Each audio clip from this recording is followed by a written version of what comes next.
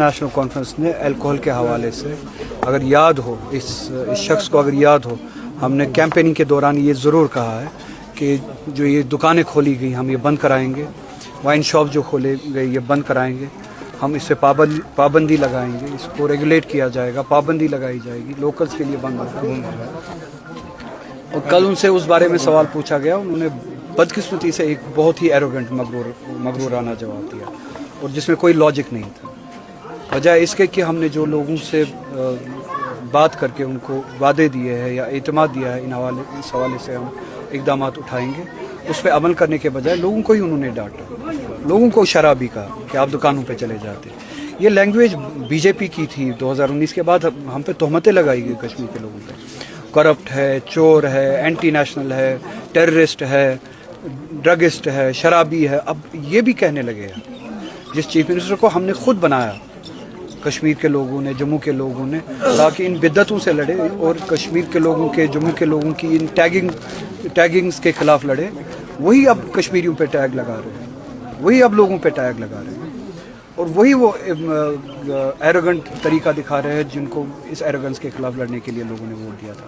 तो कल का ये जवाब जो था, उनका जो जवाब था, वो पहला हमने जो इलेक्शन कैंपेनिंग के दौरान कहा है उसके खिलाफ था, उसूल के खिलाफ था, अनएथिकल था, एरोगेंट था और इलॉजिकल था।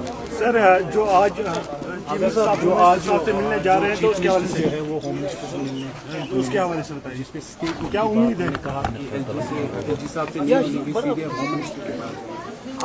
रातों रात स्टेट में मुझे इंतज़ार है किस दिन ये चीफ मिनिस्टर जो है, जो मैंडेट इन्हें मिला है स्टेट के जो प्रोटेक्शंस थे 370 के हवाले से, उनकी वापसी के लिए कब ये होम मिनिस्टर से मिले। मुझे इंतज़ार है क्योंकि लोगों ने वोट उसके लिए दिया। सर, अगर स्टेट हुड की वापसी के लिए वोट देना होता तो जम्मू कश्मीर के लोगों ने बीजेपी को वोट दिया होता, बीजेपी के अलाइज अपनी पार्टी पीसी को वोट दिया होता, उनको वोट दिया होता, क्योंकि उन्होंने भी कहा था कि हम, बीजेपी ने भी कहा था कि हम स्टेट हुड वापस, मगर हमने ये कहा कि हम कॉन्स्टिट्यूशनल प्रोटेक्शन वापस लाएंगे। और मुझे नहीं लगता, उसके बावजूद भी मुझे नहीं लगता कि स्टेट हुड के हद तक भी ये कोई बात करते हैं उनसे। अगर साहब जो मंशियात से वाबस्ता लोग हैं उनकी प्रॉपर्टी को जमीन बोझ किया जा रहा है, तो उसके हवाले से कही मैंने परसों ही इस बारे में बात कही कि माइनॉरिटीज़ में बिलखुसूस मुसलमान, पूरे हिंदुस्तान में प्रोफाइलिंग की जाती है। यूपी से ये सब शुरू हुआ, मुझे लगता है कि बंगाल तक भी पहुंचेगा। बहुत सारी स्टेट्स में आपने देखा होगा, असम में देखा होगा, दूसरी रियासतों में भी आपने देखा होगा। बहाने पे ही लोगों के घरों को बुलडोज किया जाता है। अगर किसी ने जुर्म किया भी हो, उस जुर्म की सज़ा उस मुजरिम को मिलनी चाहिए।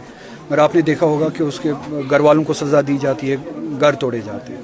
और वही एक्स्ट्रा जुडिशल जो इक़दाम है, सज़ा जो है, वो अब कश्मीर में भी लागू की गई है। बुलडोज़र इससे पहले भी चलाए गए, अब कल तक दूसरे एंटी नेशनल नाम पे बुलडोज़र चलाए जाते थे या किसी और नाम पे बुलडोज़र चलाए जाते।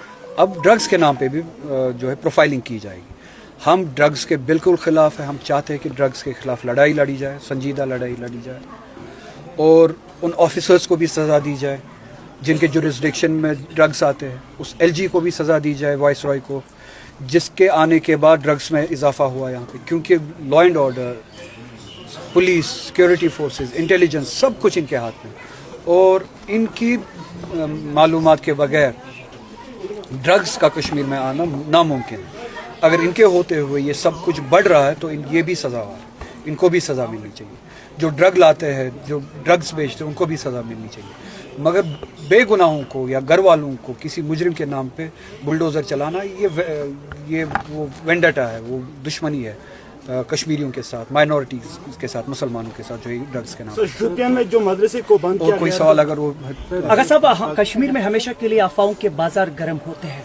आप आगा साहब और नेशनल कॉन्फ्रेंस के बीच आजकल सब कुछ सही जा रहा है? शुक्रिया, बहुत जवाब दी है।